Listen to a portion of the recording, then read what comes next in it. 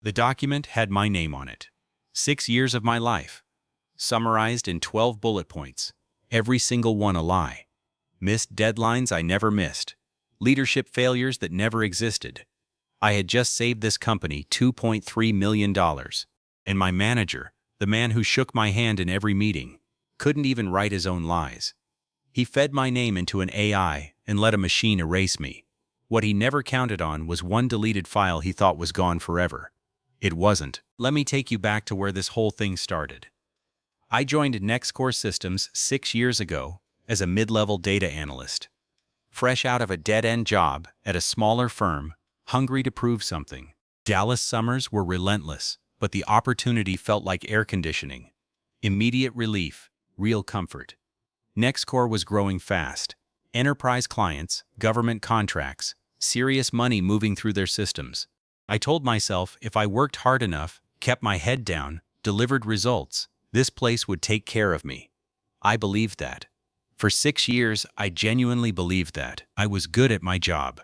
Not in a loud, self-promotional way. In a quiet, the numbers speak for themselves way. My client satisfaction scores were consistently in the top 10%. I documented everything. Every project had a paper trail. Every decision had a timestamp. I wasn't just an analyst. I had become the guy people came to when something was broken and nobody else could fix it. Then came the Apex platform migration. NextCore had been running on an outdated data infrastructure for nearly 4 years.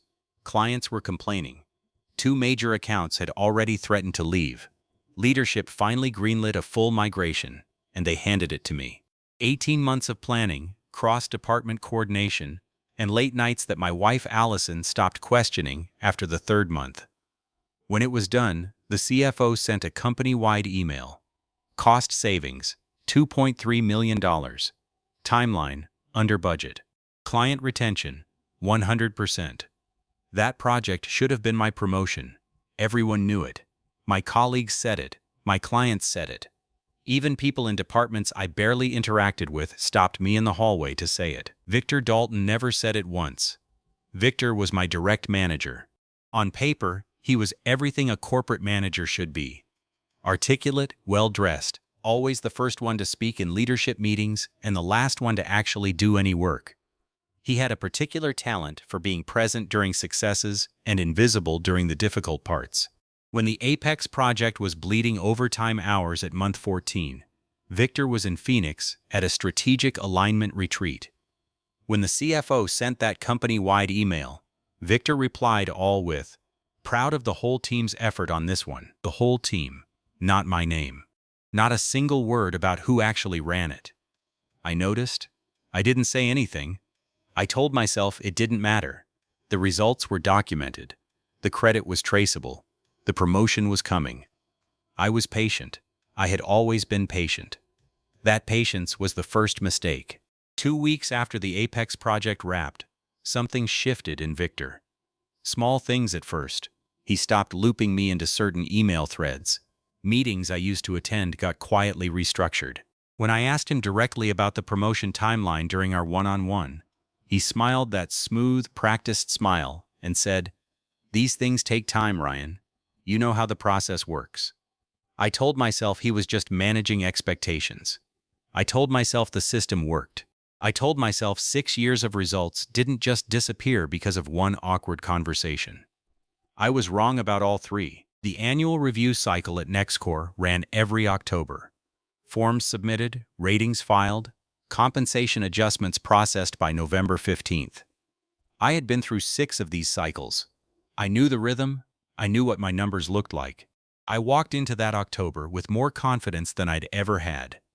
Because for the first time in 6 years, I didn't just have good numbers. I had an undeniable, company-wide, CFO-acknowledged project on my record. I submitted my self-evaluation the first week of October. Detailed, thorough. Every milestone documented. Every client interaction logged. Every metric cited with a source. I spent 4 hours on it. Not because I was nervous, because I wanted it to be airtight. I wanted Victor to have no room to interpret anything loosely. He had my review back to HR within 48 hours. That was the first thing that felt wrong. Victor was notorious for being late on administrative tasks.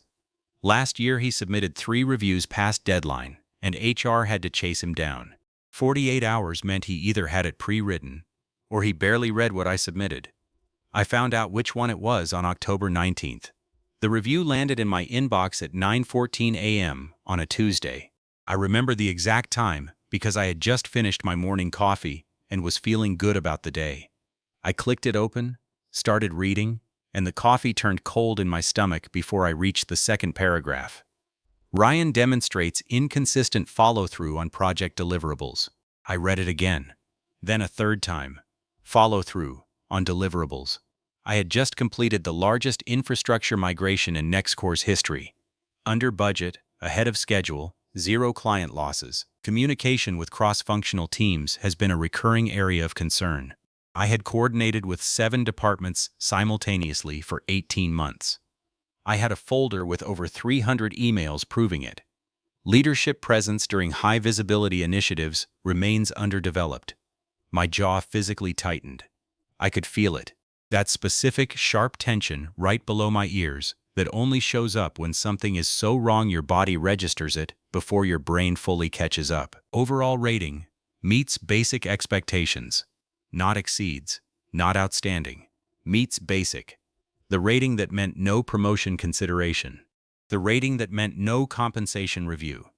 The rating that meant, in NextCore's internal system, you were performing at the minimum acceptable level and nothing more. I sat at my desk for 11 minutes without moving. I know because I checked my phone when I finally snapped back. 11 minutes of staring at a screen that was casually telling me my 6 years meant nothing. I requested a meeting with Victor that same afternoon. He took it in the small glass conference room on the 4th floor, the one everyone could see into but couldn't hear. Strategic choice, whether he knew it or not. Hard to raise your voice when 40 people can watch your face through the glass. He was already seated when I walked in. Jacket on, hands folded. Calm in a way that felt rehearsed. I slid the review across the table. I need you to walk me through this. Hoka? He nodded slowly, like I'd asked him something thoughtful. I understand you might have some questions, Ryan. These reviews are always difficult conversations. This says I have poor follow-through. I ran the Apex migration for 18 months without a single missed client deadline. There were internal deadlines that slipped. Name one. A pause. Just long enough to mean something. This isn't really the format for going line by line. The review reflects a holistic assessment of your holistic. I repeated the word back to him slowly. You used the word holistic to describe a document that contradicts every measurable result I produced this year. His expression didn't crack. That smooth, practiced composure held perfectly. I hear your frustration, Ryan. I'd encourage you to use the formal appeals process if you feel strongly. The formal appeals process, which went through HR, which reported to the same VP that Victor golfed with every 3rd Saturday. I left the meeting, walked straight to the men's room, ran cold water over my hands, looked at myself in the mirror for a long moment. Something about Victor's delivery had been bothering me since the first paragraph of that review. Beyond the content, beyond the lies. Something about the texture of the writing itself. It was too clean, too structured. Every negative observation followed the exact same pattern. Vague claim, no specific example, professional-sounding conclusion. No human manager writes like that naturally. People have tells, run-on sentences, personal phrasing, moments where their actual voice bleeds through. Victor's review had none of that. It read like something optimized, like something that had been prompted. Later that afternoon, I was grabbing coffee in the break room when a colleague, a quiet infrastructure engineer named Sandra, who sat 3 rows behind Victor, slid up next to me and spoke without making eye contact. You didn't hear this from me, she said, stirring her cup. But Victor's been using some AI writing tool for the last 4 months. HR documents, internal memos, project summaries. He thinks it makes him look more professional. She walked away before I could respond. I stood there holding my coffee, cold again. I drove home that night on autopilot. I don't remember 3 of the 4 traffic lights I stopped at. I don't remember parking. I remember walking through my front door and Allison looking up from the couch and knowing immediately, the way she always knew, that something was genuinely wrong. Not work stress wrong, not long day wrong, something deeper. "What happened?" she asked. I opened my mouth and nothing came out for a full 3 seconds. "Victor filed my review." She waited. "It's bad, Allison. It's not just bad, it's fabricated. Everything in it. I don't recognize a single situation he's describing." She set down what she was reading. "How is that even possible? You just finished the biggest project they've had in years." "I know. Ryan, you have documentation. You have emails. You have the CFO's announcement." "I know." My voice came out flatter than I intended. Not at her, just flat. The kind of flat that happens when your brain is too full to modulate tone properly. She came and sat next to me. Didn't say anything else for a while. Just sat there. That silence was the kindest thing anyone did for me that entire week. But the moment she went to bed, the quiet turned on me. I sat at the kitchen table with my laptop open and the review pulled up again. I read it 4 more times. Each time I was looking for something. Some line, some phrase, some specific detail that could only have come from Victor's actual memory of working with me. Some proof that a human being had written this with genuine intent, even malicious intent. Malicious I could fight. Malicious meant there was a real grievance somewhere, a real moment I could trace back and challenge. There was nothing, no fingerprints, no personal memory, no specific incident that a real manager would have stored and recalled. Just clean, structured, optimized negativity, generated at scale, applied to my name. That was somehow worse than if he'd written it himself, because it meant I wasn't even worth the effort of a real lie. The self-doubt came around 1 a.m. That's when it always comes. When the house is quiet and there's nothing left to distract you from the version of events you're most afraid might be true. What if some of this was real? What if there were internal perceptions I'd been blind to? What if 6 years of confidence had actually been 6 years of delusion? And Victor was just the first person honest enough to say it, even if he said it through a machine. I sat with that thought longer than I should have.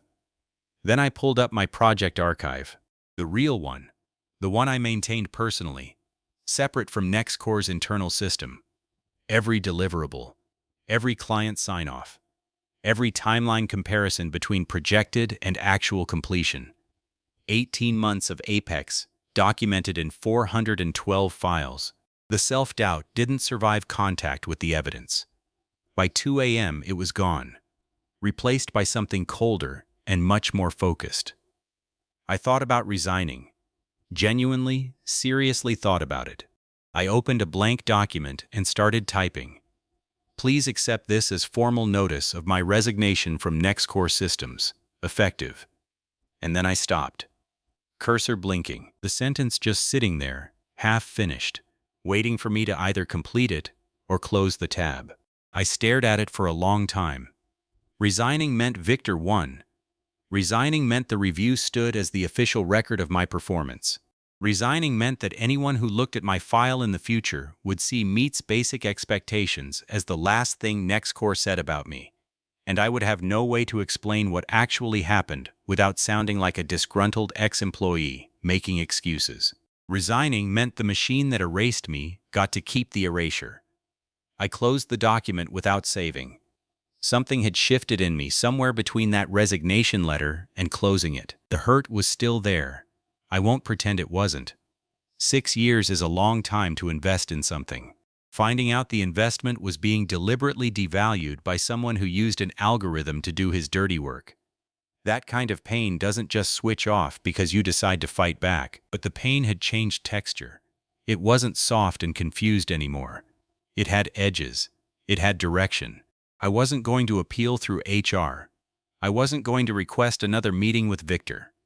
I wasn't going to send a carefully worded email that he could screenshot and spin. I was going to find exactly what he did, exactly how he did it, and exactly what it proved. And then I was going to make sure the right people saw every single piece of it. I shut the laptop, went to bed. Didn't sleep much, but when I did, it was the sleep of someone who had already made a decision. I started Monday morning differently than I had in years. No small talk, no coffee runs with colleagues, no checking Slack before I'd even sat down properly. I came in early, closed my office door quietly, and opened a fresh spreadsheet that had nothing to do with any NextCore project. This one was mine. Personal. A clean grid with 3 columns: evidence, source, timestamp. I titled it something boring so nobody would ask about it if they glanced at my screen. Q4 Personal Development Tracker. Nobody ever opens anything with personal development in the title. The first thing I did was build a complete timeline. Every project milestone from the Apex migration, cross-referenced against Victor's review claims. Every place he said I missed a deadline, I had the actual completion date documented with a client-signed confirmation. Every place he said my communication was poor, I had email threads, meeting notes, and recorded approval chains. I wasn't building a complaint. I was building a case. There is a difference, and that difference matters enormously when you eventually put it in front of someone who has the power to act on it. By Wednesday, I had 14 direct contradictions between Victor's review and verifiable documented reality. 14. Not interpretations. Not matters of opinion. 14 factual claims in an official HR document that were provably, demonstrably, time-stamped and signed false. But I knew documentation alone wasn't enough. Victor would call it my perspective versus his assessment. HR would call it a difference in managerial interpretation. The formal appeals process would go in circles for weeks and land exactly nowhere. I needed something that went beyond the content of the review. I needed something that attacked the origin of it. That's when I called Jason Pruitt. Jason and I had worked together at NextCore 3 years ago before he moved to a network infrastructure role at a firm 2 blocks away. We stayed in touch, occasional lunch, industry talk, the kind of low-maintenance friendship that survives on mutual respect rather than constant contact. More importantly, Jason had spent 8 years in enterprise IT before moving into his current role. He understood document systems, metadata, cloud architecture. He understood things that most people in my position wouldn't even think to ask about. I took him to lunch Thursday, told him everything. He listened without interrupting, which is one of the things I've always respected about Jason. When I finished, he was quiet for a moment, turning his water glass slowly on the table. Then he said, "You said the review felt generated. Do you still have access to the document file inside NextCore's system?" "It's in the HR portal. I can view it, but I can't edit it." "You don't need to edit it. You need to look at the metadata." I didn't fully understand what he meant yet. He explained it over the next 10 minutes. Every digital document carries invisible information underneath the visible text. Who created it, when, what software was used, how many times it was edited, how long each editing session lasted, and in some cases, what platform generated the original draft. Most people never look at it because most people never have a reason to. Victor had apparently never considered that someone might have a reason to. Jason couldn't access NextCore's internal system directly. He no longer had credentials.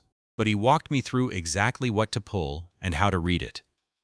That evening, sitting at my kitchen table with Allison asleep upstairs, I accessed the HR portal, located my performance review file, and exported the document properties. What I found made me sit very still for a long moment.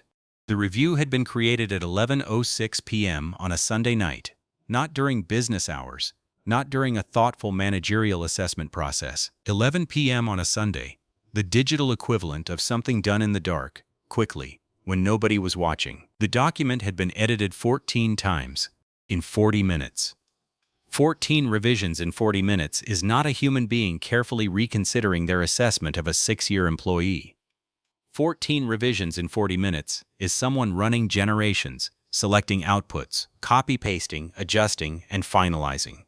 It is the editing pattern of a person working with a tool, not from memory. But the detail that stopped my breath entirely was this. The document's creation properties listed the originating software, not Microsoft Word, not NextCore's internal HR template system, a third-party AI writing application. One I recognized by name because Sandra had mentioned the category and I had spent 2 days researching every tool in it. I took screenshots of everything, saved them in 3 separate locations, sent 1 copy to my personal email, 1 to a cloud drive Victor had absolutely no access to, and 1 to Jason with a single message: "You were right." Jason replied within 4 minutes. "That's enough to raise serious questions. But Ryan, if you really want this to be undeniable, we need to look at what's still sitting on the shared drive." I stared at that message for a long time. We need to look at what's still sitting on the shared drive. I knew what he meant, and I knew that what came next was either going to end this completely or open something much larger than a single fabricated performance review. I didn't sleep well that night either. Not because of anxiety this time, because my brain wouldn't stop running calculations. Jason's message kept circling back every time I closed my eyes. We need to look at what's still sitting on the shared drive. The implication was clear. If Victor had been using an AI tool for HR documents, and the metadata proved he had, there was a reasonable chance he hadn't been careful about where he stored his work. Careless people rarely are. They focus on the output. They never think about the trail. The next morning, I messaged Jason before I even made coffee. "Walk me through the shared drive angle. What exactly are we looking for?" His response came 11 minutes later. "At NextCore, every manager has a departmental shared drive folder. Most of them also have a personal work folder that's technically accessible to IT administrators for compliance purposes. If Victor was drafting reviews using an external AI tool and saving drafts locally or to his work folder before copying them into the HR portal, those files might still be there, especially if he deleted them without understanding how NextCore's archiving policy actually works." I read that twice. What is NextCore's archiving policy? Every file created or modified on company systems gets auto-archived to a compliance backup server. 90-day retention minimum. Deleting something from your visible folder doesn't touch the archive. Most employees have no idea that exists. Most managers definitely don't. I sat with that for a moment. Victor deleting files from his folder would have felt like erasing evidence. What he didn't know, what most people at his level never bothered to learn, was that the delete function was essentially cosmetic. The files weren't gone. They were just moved somewhere he couldn't see. But someone with the right access could. "Jason, can you get into that archive?" A longer pause this time. Nearly 20 minutes before he responded. "Not directly. I don't have NextCore credentials anymore. But I know someone in your IT department. We go back a few years. Same industry certification program. He's careful, he's professional, and if I explain the situation, he might be willing to look at what's recoverable under a legitimate compliance review request. No guarantees." Is this going to create problems for him? Only if what we find turns out to be nothing. If what we find is what I think we're going to find, he's going to look like the person who caught a serious internal compliance violation. That's not a problem. That's a career moment. I told him to make the call. 3 days passed. The longest 3 days I'd spent at NextCore in 6 years. I went through the motions, attended meetings, responded to emails, nodded in the right places. Victor passed me in the hallway Tuesday morning and said, "Ryan," with that flat managerial acknowledgement tone, the one that meant absolutely nothing. I said Victor back with the same energy. 2 people performing normalcy at each other while one of them was quietly pulling the floor out from underneath the other. Jason called me Wednesday evening. I was in my car in the NextCore parking garage, about to drive home. I answered before the second ring. "He found the folder," Jason said. I gripped the steering wheel without starting the engine. "And? Ryan? It's not just your review." The garage was silent around me. A fluorescent light flickered somewhere on level 2. I waited. There are draft review files for 4 other employees in that folder. All of them from this review cycle. All of them showing the same creation pattern. Late night, rapid edits, AI tool metadata. And there's a notes document. Victor's own personal notes document that he apparently used to organize his strategy before running the AI prompts. My mouth went dry.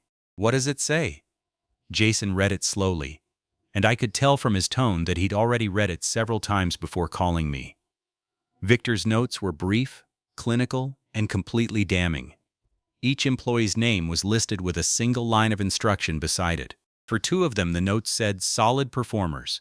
Manage expectations down for budget cycle. For one, it said, too close to Hargrove, needs to be repositioned. And beside my name, Ryan Mercer, in Victor's own typed words, keep at level 2. Promotion cost too high. Apex credit already absorbed. Use review to reset trajectory. Use review to reset trajectory. Not evaluate, not assess, not provide feedback. Reset trajectory. The language of someone who had decided the outcome before he opened a single document. The language of someone who viewed a performance review not as an honest measurement of an employee's work, but as a management tool to be engineered toward a predetermined conclusion. And he had used an AI to engineer it. But Jason wasn't finished. There's one more thing, he said. The AI tool Victor used, it's a subscription service. The account he used isn't registered to NextCore. It's a personal free tier account, registered to his personal email address, which means he wasn't using a company-approved tool for official HR documentation. He was using a personal account on an external platform to generate legally binding employee performance records. The fluorescent light on level 2 flickered again. I stared at the concrete wall in front of my car and felt something settle in my chest. Not relief exactly, not satisfaction yet. Something more like the specific stillness that comes when a very long, very complicated equation finally resolves into a single clean answer. Victor hadn't just fabricated my review. He hadn't just targeted me. He had built a systematic, documented, recoverable pattern of manipulation across multiple employees, using an unauthorized external tool on a personal account for official HR purposes, and then deleted the evidence in a system that never actually deletes anything. 2 of the 4 other employees he had targeted were names I recognized immediately. One had resigned in September, 3 weeks before the review cycle even started. The other had taken a demotion rather than fight a review he couldn't understand and couldn't disprove. They hadn't lost those fights because they were wrong. They had lost because they hadn't known where to look. I started my car, pulled out of the garage slowly, drove home in the dark with the quiet, absolute certainty of someone who no longer had a question, only a decision about what to do with the answer. I took 2 days to prepare the packet. Not because I needed more evidence, I had more than enough. I took 2 days because I wanted it to be impossible to dismiss. Not a complaint, not an emotional appeal.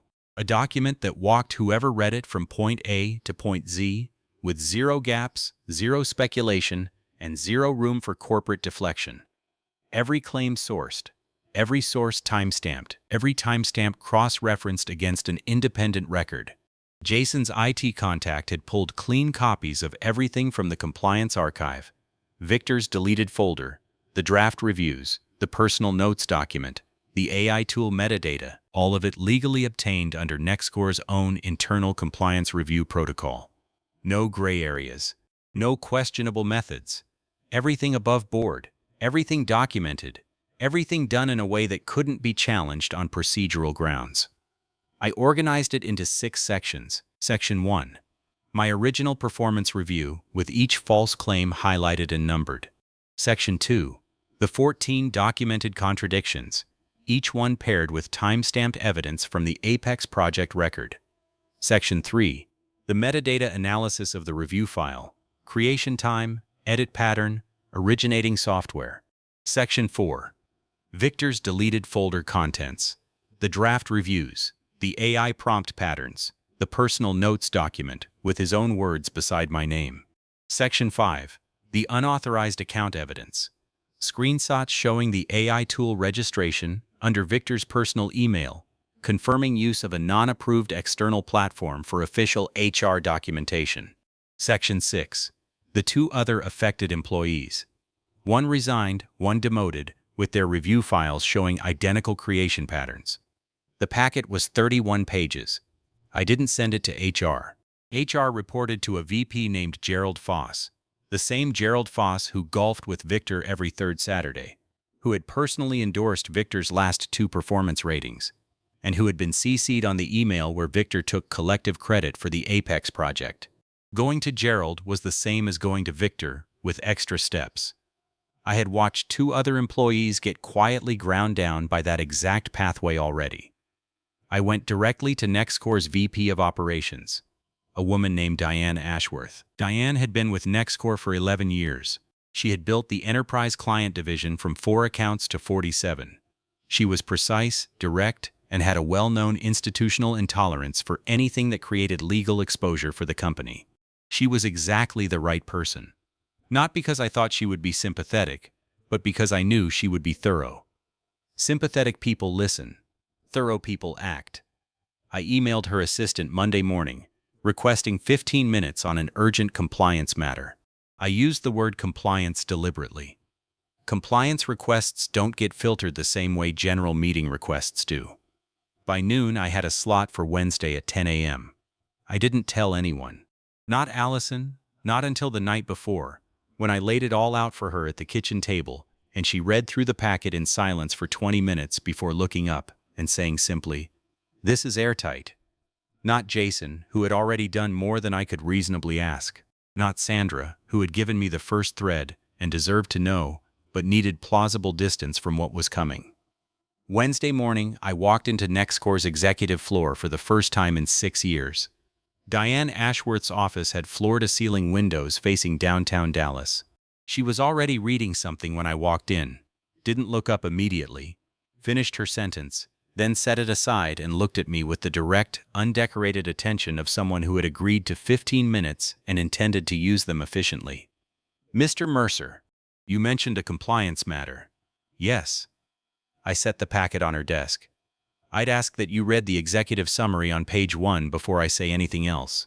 She looked at the packet, looked at me, picked it up. The executive summary was 1 page. Tight, factual, no emotional language. It outlined the core allegation that a NextCore department manager had used an unauthorized external AI platform under a personal account to systematically generate false performance reviews for multiple employees, then deleted the source files in a system with mandatory 90-day compliance archiving. I watched her read it. Halfway down the page, something shifted in her expression. Not dramatically. Diane Ashworth was not a dramatic person. But there was a specific quality of stillness that settled over her face. The kind that happens when a very senior person reads something and immediately begins calculating the downstream implications, rather than the immediate content. She finished the page. Turned to section 2 without being told to. Read for 4 more minutes in complete silence. Then she set the packet down, folded her hands on top of it, and said, "How many employees?" 5 total, including myself. 2 have already left the company." Another stillness, longer this time. "And this notes document, this is recovered from our compliance archive?" "Yes, pulled under standard compliance review protocol by an IT administrator. Full chain of custody is documented in section 4. She picked up her phone, called her assistant. "Get me legal, and find out where Victor Dalton is right now." She didn't ask me to leave. Victor arrived 12 minutes later. I knew the moment he walked through the door and saw me sitting across from Diane's desk, because for the first time in every interaction I had ever witnessed, that smooth, practiced composure didn't hold. It didn't shatter dramatically, it just drained, like something underneath it had been quietly switched off. His face went from controlled to careful, to something approaching the specific blankness of a person who is rapidly running calculations and not liking any of the answers. He sat down without being asked. Diane slid the packet across the desk to him. "Page 1, take your time," he read. I watched him read. I watched him reach the section with his own notes document, his own words, use review to reset trajectory. And I watched something in his jaw tighten in a way that reminded me, with a clarity that felt almost poetic, of exactly how my jaw had tightened 6 weeks ago, reading his fabricated assessment of my 6 years of work. "This was a drafting tool," he said finally. His voice was measured, but the edges were fraying. "AI tools are commonly used for Victor." Diane's voice was quiet and absolute. "The account is registered to your personal email. The tool is not on our approved vendor list. The notes document contains predetermined outcome language, written before any assessment was conducted. And 2 employees are no longer with this company, following reviews generated by the same process. She paused. I'd encourage you to stop talking until legal arrives. He stopped talking. Legal arrived 7 minutes later. I was asked to wait outside, which I did, in a chair beside Diane's assistant's desk, for 41 minutes. I know because I counted. The assistant brought me coffee without being asked. She didn't say anything. She didn't need to. When Diane's door opened again, Victor walked out first. He didn't look at me. He walked to the elevator, pressed the button, and stood with his back to the floor while he waited. The doors opened. He stepped in. They closed. I never saw Victor Dalton in that building again. Diane called me back into her office 45 minutes after Victor left. The legal representative, a compact, precise woman named, who had said almost nothing during the earlier portion of the meeting, was still present, seated to the left with a notepad covered in dense handwriting. Diane was standing when I walked in, which felt significant somehow, like the meeting had shifted from investigative to something else entirely. Sit down, Ryan. I sat. First, I want to say directly that what was done to you was wrong. Not complicated, not subject to interpretation. Wrong. She said it the way she said everything, without decoration, without performed empathy. Just the clean, flat fact of it. Somehow that made it land harder than if she'd been warmer about it. I nodded once, didn't trust my voice enough to respond immediately. NextCore will be rescinding the performance review filed by Victor Dalton in its entirety. A corrected review reflecting your actual documented performance will be placed in your file, authored by me personally, based on the project record you provided. She paused. You'll also receive a formal written apology from this office. Not HR, this office. The distinction mattered. I understood why she made it. The promotion you were passed over for, that decision will be reviewed and corrected within the current compensation cycle.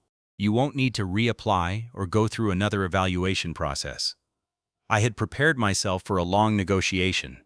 I had bullet points in my head, arguments, counter-arguments, leverage points. I hadn't prepared for someone to simply do the right thing without being pushed toward it inch by inch. But I wasn't finished. I'd like 2 additional things, I said. Diane didn't blink. Go ahead. Back pay. For the full review cycle period, the raise and performance bonus I would have received under an accurate review. Not a gesture, the actual number. She looked at the legal representative briefly. A look I couldn't fully read. But it wasn't resistance, more like confirmation of something already discussed. That's reasonable. We'll calculate the figure and have it to you by end of week. And a policy change. I held her gaze. Any AI-assisted documentation used in official HR processes, performance reviews, disciplinary records, promotion assessments, requires mandatory human verification and a signed attestation that the content reflects the manager's genuine first-hand assessment, not a suggestion. A written policy with teeth. The legal representative wrote something on her notepad without looking up. Diane studied me for a moment. You've thought about this carefully. I've had 6 weeks to think about it. A pause. Then, done. I drove home that afternoon in entirely different silence than the one I'd driven home in 6 weeks earlier. Same Dallas roads. Same October light going amber in the late afternoon. But the weight that had been sitting in my chest since the morning I opened that review, the specific heaviness of being lied about professionally by someone you trusted institutionally, was gone. Not replaced by triumph. Just gone.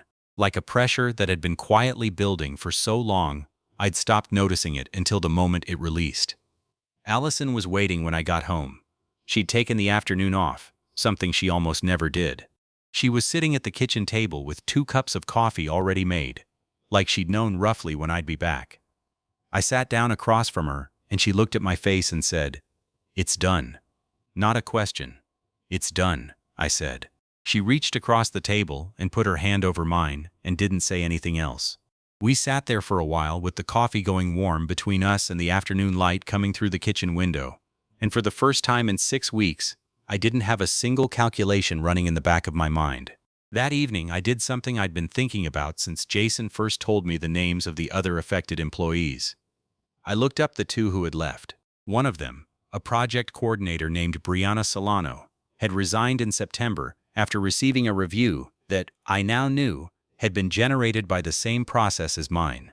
She had fought it through HR, been told it was final, and walked away from 4 years at Nextcore rather than carry a record she knew was false. She was currently freelancing, doing solid work by every indication, but the exit had cost her, financially, professionally, in ways that a fabricated review from a manager with a personal AI account had no right to cost anyone. The other, a systems analyst named Corey Vance, had accepted a demotion rather than resign. He was still at Nextcore, 2 levels below where he should have been, doing work that was demonstrably above his current title. His review file showed the same 11 p.m. Sunday creation timestamp, the same 14 revision 40-minute pattern, the same AI tool metadata. I forwarded both their names to Diane's office the following morning with a single line. These two were affected by the same process. Their files should be reviewed with the same standard applied to mine. Diane's assistant confirmed receipt within the hour.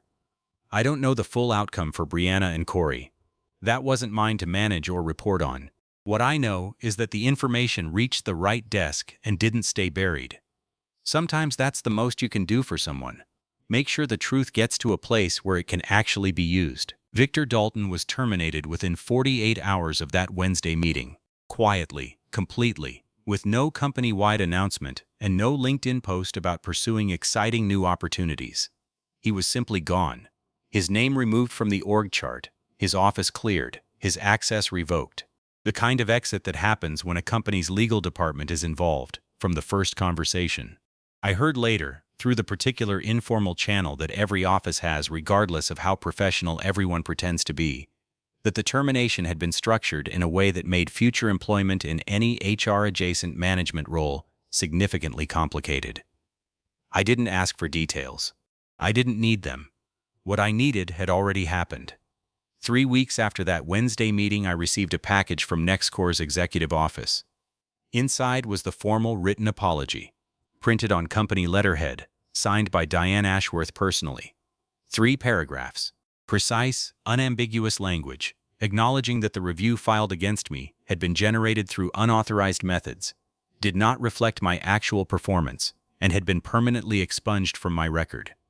I read it once, folded it, put it in the same folder where I kept the original fabricated review, not as a trophy, as a reminder that systems don't protect you automatically. Institutions don't self-correct out of conscience. They correct when the cost of not correcting becomes undeniable. The people who had gone before me through Victor's process hadn't been less capable or less deserving than I was. They had simply run out of the specific combination of documentation, contacts, and refusal to accept the erasure that turned a buried truth into an unavoidable one. I had been patient for 6 years, and then, at exactly the right moment, I stopped being patient entirely. That distinction saved everything. If you've made it this far, you already know this story isn't really about AI. AI was just the tool. The betrayal was human. The calculation was human. The decision to look at 6 years of someone's work and deliberately engineer a document to erase it, that was a choice made by a person who believed the system would protect him because it always had before. He wasn't wrong about the system. He was wrong about me. Here's what I want you to take from this, and I mean this practically, not just as a satisfying ending to a story. Document everything. I cannot say this with enough force.